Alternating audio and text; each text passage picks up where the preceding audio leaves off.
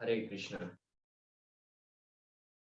Om Jnana-timirandasya Jnananjana Salakaya Chakshur Unmilitam Yena Tasmai Sri Gurave Namaha. Sri Chaitanya Manobhistam Stapitam Yena Bhutale Swayam Rupa Kada Mahyam Dadati Shwabhadakam.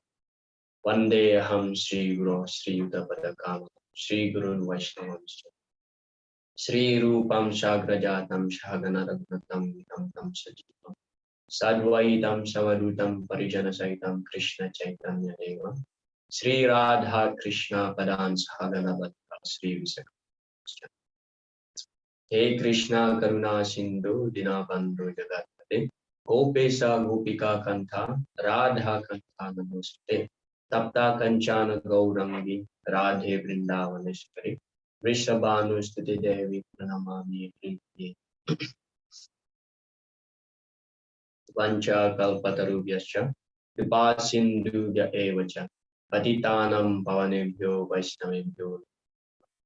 Jai Sri Krishna Chaitanya Prabhu Nityananda Sri Advaita Gadadhara Srivasadi Gaura Bhakta Vrinda.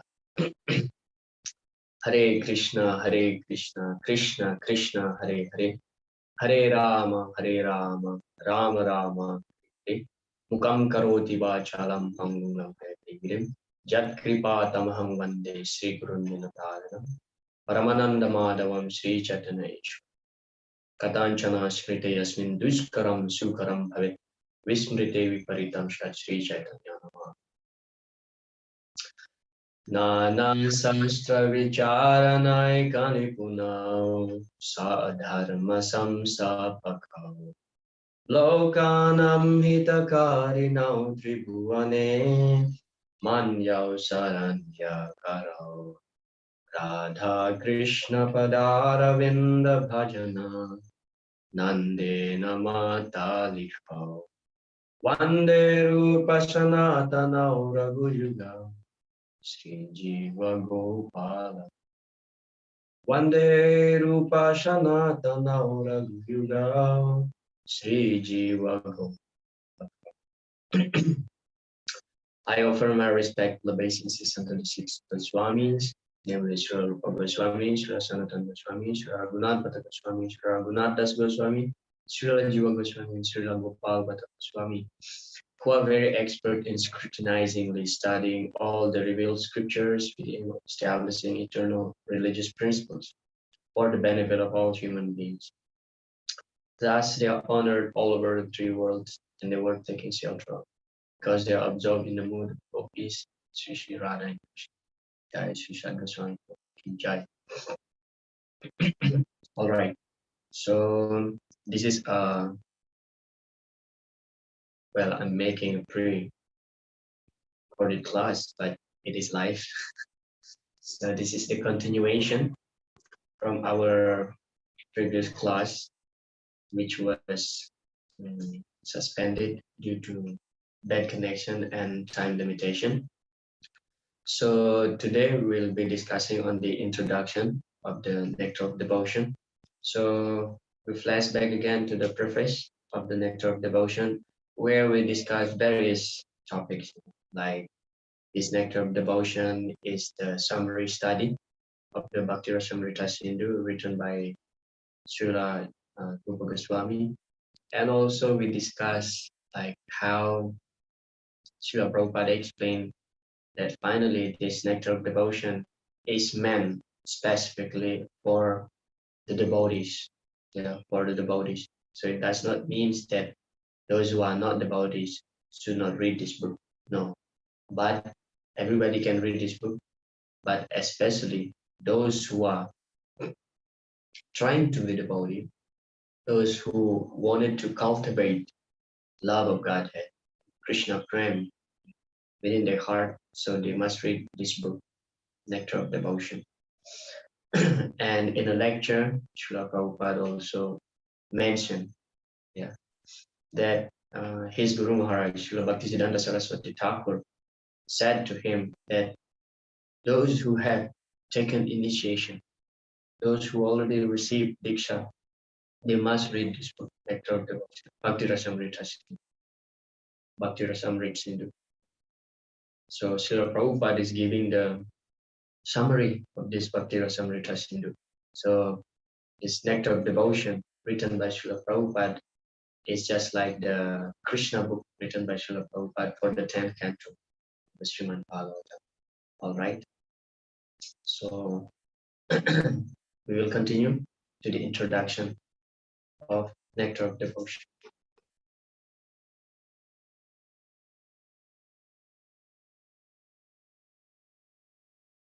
Yeah, so in the introduction, we will find this topic, Mangala Charan and definition of pure devotional service. So Mangala Charan. So Mangala means auspicious. So before starting anything, especially in terms of devotional service, in terms of service, so we have to chant Mangala Charan, or Mangala Charan means you are praying to the previous acharyas, and ultimately it goes to Krishna. So we are praying to beg their mercy. So we find this in the introduction of Nectar Devotion. Srila Prabhupada is offering prayers to different personalities, especially glorifying the Goswamis, Rupa and Sanatana Goswami. So asking for their mercy. Yeah. So that's Mangala Charana. Mangala means auspicious, to invoke the auspiciousness. And we find also the definition of your devotional service, because chapter 1 will be, full of description of what is pure. Well, here also we will touch the definition of pure devotional service, and chapter 1 will be what are the characteristics of pure devotional service. Okay, the author, that means Srila Prabhupada, the author invokes auspiciousness by establishing Krishna as the objective of the book, by offering obeisances to the Lord, his Guru, and the Vaishnava, and by offering benedictions. After giving an overview of the whole book, he gives the definition of the devotional service, which is the thesis statement on which the entire nectar of devotion expands. So there are two types of Mangala Charans.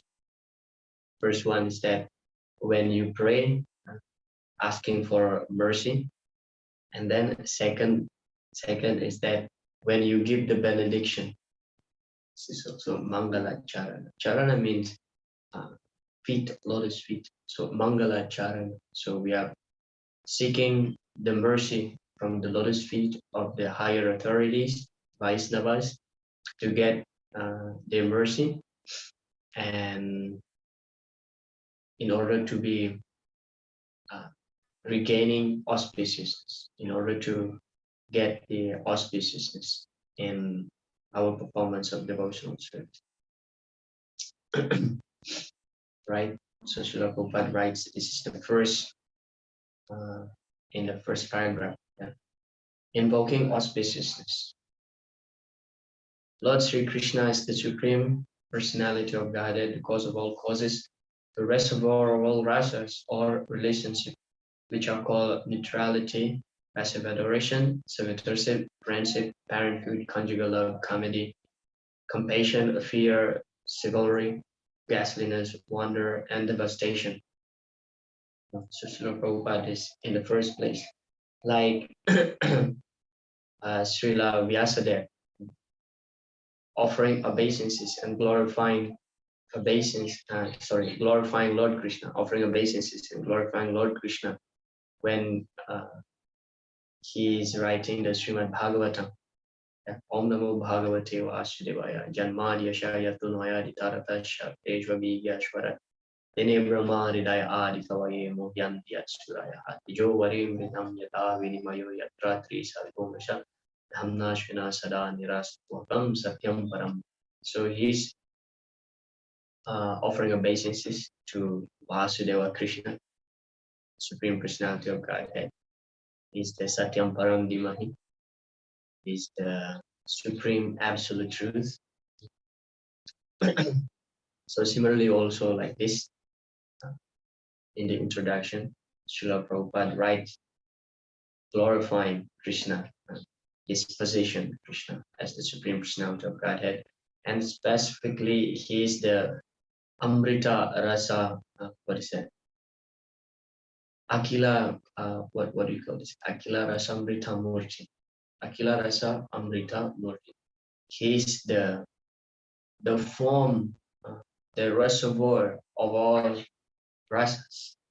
Akila Rasa Amrita Murti. He is the nectarian of all rasa. He's the reservoir. He's the source of all rasas. So that's Krishna. Yeah. He's the cause of all causes, of course. Sarva Karana Karana. So there are 12 rasas. Out of these 12 rasas, it is divided into two. So there are 5 rasas considered to be the primary rasas, and then there are 7 rasas considered to be the secondary rasas. So these 5 rasas, Santaras, Dasharas, Sakyaras, Vatsalya, Madhurya, these are the primary rasas. Okay, and then the other 7, Hashya, Kamedi, Dashya, Daya, Vayanaka, Vira, Vibhasta, Adbhuta, Rudra. These are the secondary rasas. So for example, like of course with these 5, most of the devotees are familiar with Santaras, Dashya, Sakya, Vatsalya, Madhurya. But this secondary one is sometimes less familiar for the devotees.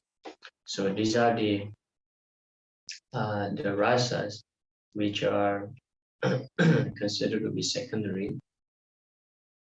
For example, like comedy, Hashya, comedy. These are the expansion of Sakyaras, Sakyaras. So amongst friendship with Krishna. So Hashya, comedy. Sometimes Krishna's friend making joke of him. So we're not supposed to make joke with God, right?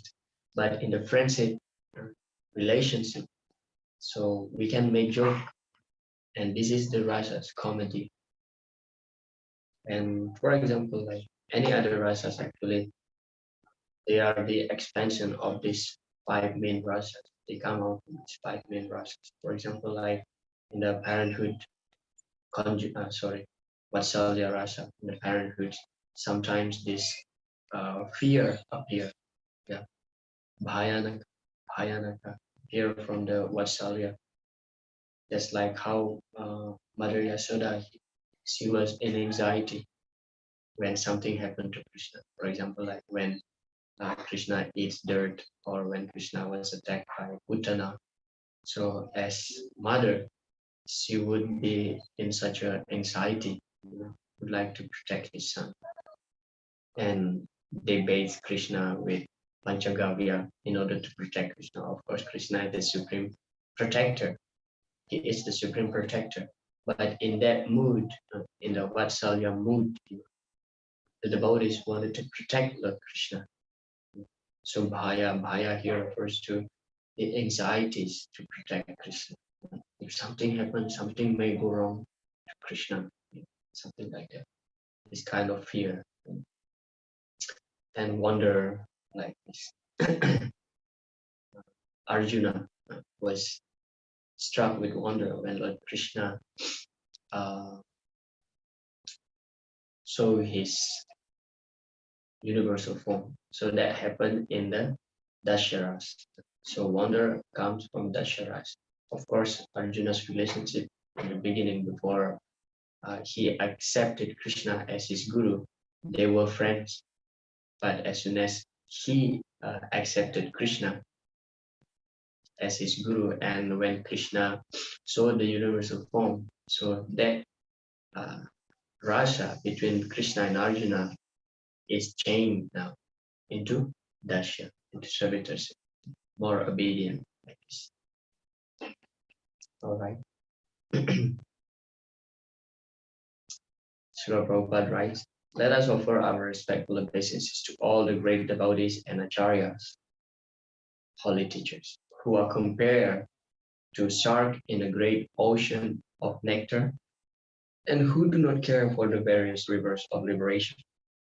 He personalities are very fond of merging into the Supreme, like rivers that come down and merge to the ocean. the ocean, it can be compared to liberation, and the rivers to all the different paths of liberation. So this ocean compared just like liberation, and different rivers compare the different paths of spiritual practice to obtain liberation. So Srila Prabhupada is explaining here that actually we have to go deep into the ocean in order to see the variegatedness in the ocean. So if you just see the surface of the ocean, you will see only one thing, just blue water. That's it, blue water. So everything is one thing, just blue water. You just see water. But if you go deep inside, just like the shark, that's why the acharyas here compare just like the shark, because the acharyas go deep into the mellow, into rasa, to bhakti, to see the various things which is there, some activities, relationship in connection to Krishna.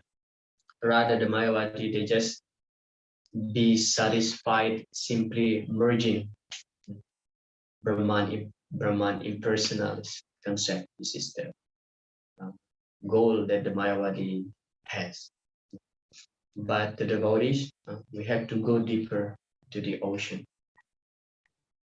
So for the devotees, as Srila Prabhupada mentioned here, that we are not very much attracted by liberation, especially impersonal liberation. For us, that's kind of suicide. Why it is suicide? Because nothing is there. It is just voidness. Merging means you try to kill yourself to become one. But of course, we have a different understanding of oneness.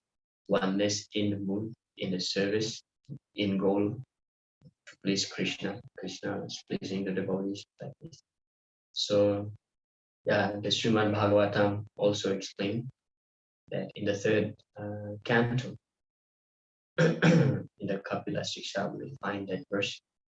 Of course, this verse will be quoted in the chapter 1, which we will see tonight. Salokya sarsti samipya sarupya ekatva apikadyamanam nagrihanti vinamat sevanam. So there are 5 types of liberation in which the devotee is not very much attracted by those 5 types of liberation. But in one place, Srila Prabhupada was asked, then is it wrong when we asking for liberation? Well, as devotees, when we attain a pure level, so we don't really desire liberation, but still as devotees, we are very eager to see Krishna face to face in the spiritual world. So yeah, like that. That's why Srila Prabhupada also write the Back to Godhead magazine, because he wanted to bring all the jivas to the spiritual world. So for those who are pure devotees, liberation for them is not very important. But for those who are not liberated, not pure, so liberation is important. Liberation is important, but the impersonal liberation will be always rejected by the devotees. Salokya, Sarti, Samipya, Sarupya. These are 4 types of liberation that will be accepted by the devotees, and Ekatva will not be accepted by the devotees. Ekatva means to merge into one with the impersonal Brahman. It is not accepted by the devotees. So the point here is that we have to go deeper into the ocean. That means to see the various things. There are so many aquatics in the ocean. So Srila Prabhupada also mentioned that variety is the mother of enjoyment. So one time Srila Prabhupada was asked by one lady, she was a reporter. So Srila Prabhupada was asked, so Swamiji, what is the purpose of life? Of course, Srila Prabhupada is a transcendental, liberated personality. So Srila Prabhupada answered that the purpose of life is to enjoy. Of course, Srila Prabhupada is referring to the spiritual enjoyment. So variety is the mother of enjoyment. So spiritual enjoyment, not material enjoyment. Because in the personal, in the Brahma Jyoti, there is no enjoyment. There is only voidness. But when we go deeper into the spiritual practice, we will see there are so many varieties of activities of reciprocation between the devotees and Krishna, and there we find enjoyment. Otherwise, why we remain practicing in Krishna consciousness, practicing devotional service if there's no enjoyment? What is the point? Right? We remain here in Krishna consciousness because we find enjoyment. Nava Nava Rasa Dhamma Niyudatam Brahmanashi. Nava Nava Rasa. This prayer by Yamunacharya. Yadavadi Mamachita Krishna Padara Vinde. Nava Nava Rasa Dhamma Niyudatam Brahmanashi. So as he engaged in devotional service to Krishna's feet, Krishna's lotus feet, Nava Nava Rasa, he experienced new tastes again and again. So that's an advanced level of devotion. We feel like, this devotional service is unending and giving newer and newer tastes. That's why we remain here in Krishna consciousness. Otherwise, just like whatever activities you may do, if you don't find happiness or enjoyment, you will quit it. You will quit. Or job, for example. Yeah, you will quit. But if you get something out of that activities, so you will consider to quit. You remain there, especially when you work, you get big salary, so there's no reason for you to quit the job. So similarly, performing devotional service, why we remain here? Because we find some enjoyment, and that enjoyment comes from service, from reciprocation between amongst the devotees, or between Krishna and the devotees. So we see the varieties. Rather, the Mayavadis, after they merge into the impersonal Brahman, because they don't find enjoyment, they will feel bored and they come again to the material world.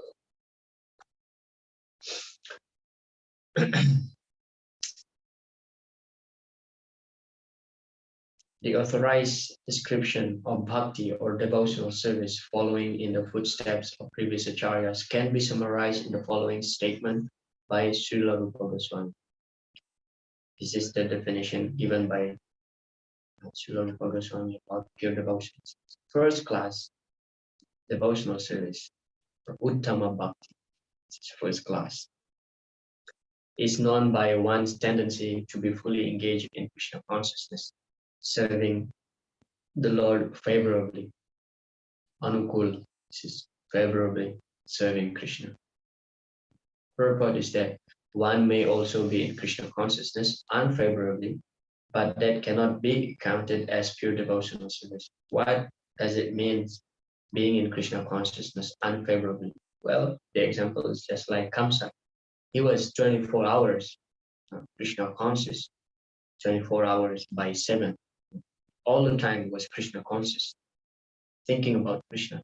But in the unfavorable way, he wanted to kill Krishna. So that is not devotional service. That is cannot be counted as bhakti. He is Krishna conscious, but unfavorable. He's thinking of Krishna in the unfavorable way. So that is not bhakti.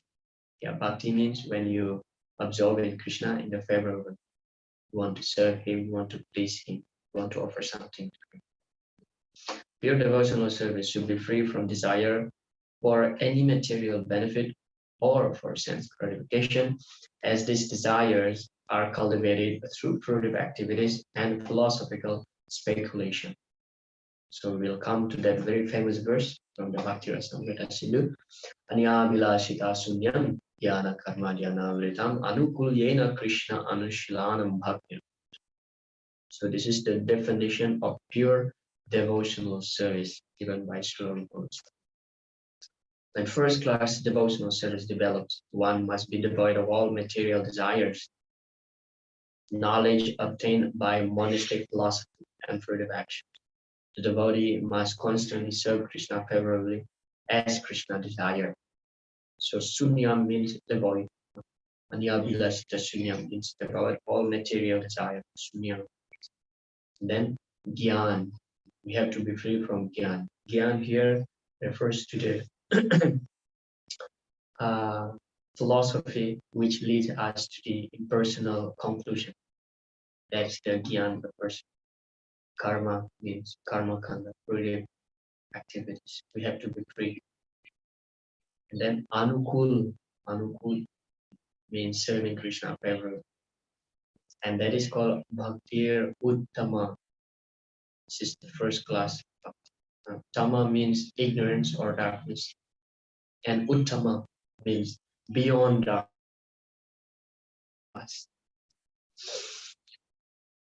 So anusilana means cultivation of serving in relationship. That's why it is mentioned here, anukulyena Krishna anushilana. That means we have to cultivate our bhakti, we serve Krishna in a favorable way. So, and then jnana, as I mentioned earlier, by the knowledge of the philosophy of the monist Mayavadis. So this type of knowledge we reject. We reject this kind of jnana. And then karma, fruitive activities. Okay. This devotional service is a sort of cultivation. It is not simply inaction for people who like to be inactive or devote their time to silent meditation. There are many different methods for people who want this, but cultivation of Krishna consciousness is different. Particular word used by Srila Rupa Goswami in this connection is anushilana, or cultivation by following the predecessor teachers or the acharyas. So the Bhagavad Gita, Srila Prabhupada, his purpose, one of his purpose, he writes that sometimes the Krishna consciousness movement considered to be inertia. Inertia means not doing anything. But in fact, we are even much more busier than the materialistic people. Because we get up early in the morning, 4 o'clock, 10 Mangala, this and that, go out for preaching, books distribution, shut-up distribution, and so on and so forth till night. Our activities is completely packed up, but that activities are spiritual activities. Yet we are more busy than the materialists. So how can people think that our movement to be inertia, to be inactive? Our activities, our movement is full of varieties. Variety of activities, service to Krishna, service to Guru, service to Christ. All right. Devotional service means to prosecute Krishna conscious activities which are favorable to the transcendent pleasure of the Supreme Lord, Krishna, and any activities which are not favorable to the transcendental favor of the Lord cannot be accepted as devotional service. I have explained that. For example, great demons like Ravana, Kamsa, and Hiranyakasipu always thinking of Krishna, but they were thinking of him as their enemy. This sort of thinking cannot be accepted as bhakti or Krishna consciousness. The definition of pure devotee, as given by Rupa Goswami in Bhakti Rasamrita Sindhu, can be summarized thus. His service is favorable and is always in relation to Krishna. In order to keep the purity of such Krishna conscious activities, one must be free from all material desires and philosophical speculation. Any desire except for service of the Lord is called material desire. Now, very interesting here. Any desire accept desire to serve Krishna. That's considered to be liberation. Considered to be material desire. Now, what about liberation? Is it material desire? In one sense, it is. In one sense, when we desire for liberation, it is material desire because we still concern of our own, what do you call this? Our own safety, our own. We concern with our own happiness. If I'm liberated, I will be completely happy. Our own, yeah, what is in English? I forgot the exact word.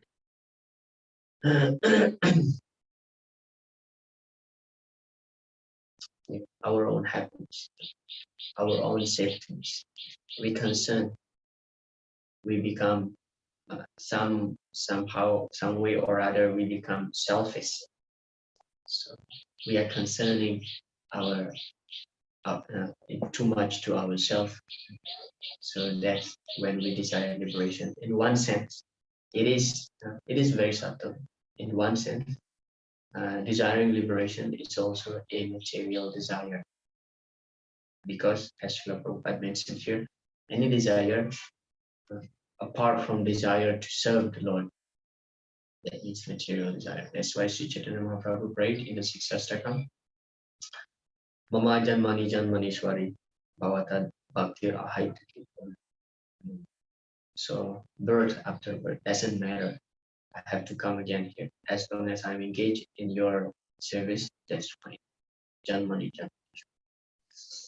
Of course, that's for the highly elevated devotees, praise. For those who are like in my level, liberation is desirable. Anyway, we are desiring liberation because we want to serve Krishna more further. Because in the material world, there are so many impediments by which we may fall again. Padam padam yadvi padam matation. Every step there is always danger. So when we desire liberation, because we want to be liberated from this unfavorable situation, such as the material world, and serve Krishna.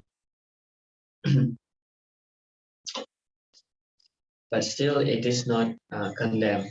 Okay? Desiring liberation is, in one sense, it is material desire, but it is not condemned. And philosophical speculation refers to the sort of speculation which ultimately arrives at the conclusion of voidism or impersonalism.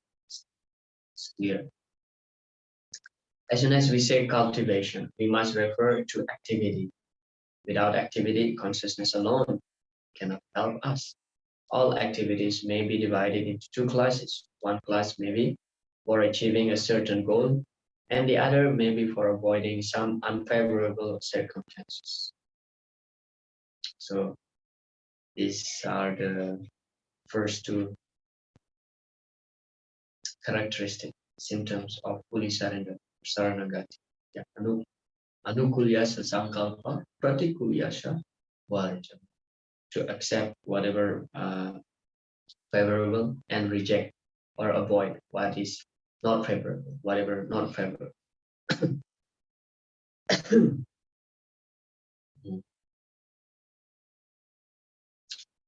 In Sanskrit, these activities are called pravriti and nivriti, positive and negative action. There are many examples of negative actions. For instance, a diseased person has to be cautious and take medicine in order to avoid some unfavorable illness. So pravriti and nivriti. Pravriti means when we do something positive. For example, like a diseased person, the example given here by Srila Prabhupada, a diseased person, in order to get cured, he has to take medicine because he has the goal that he wants to be cured. So he takes medicine.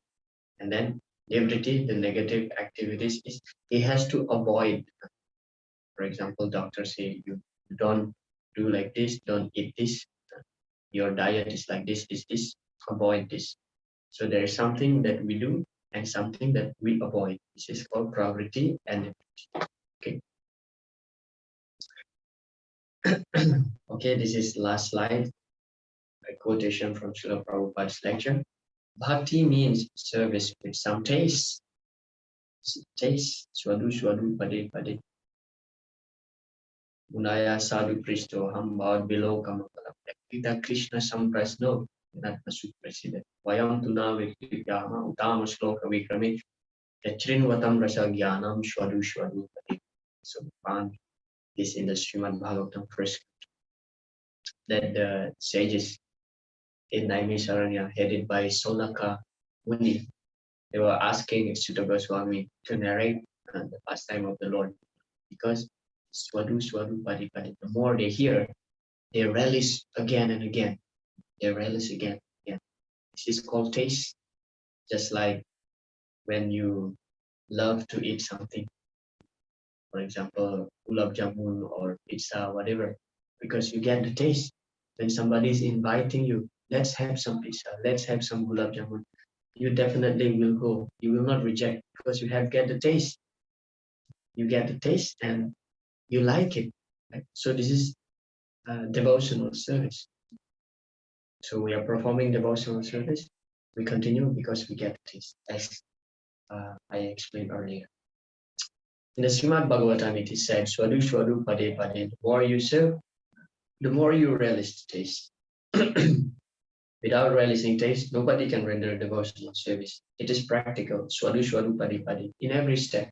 Just like Rupa Goswami, he was minister in the government of Nawab Hussain Shah.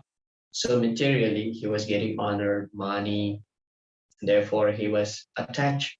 This is also a crude example.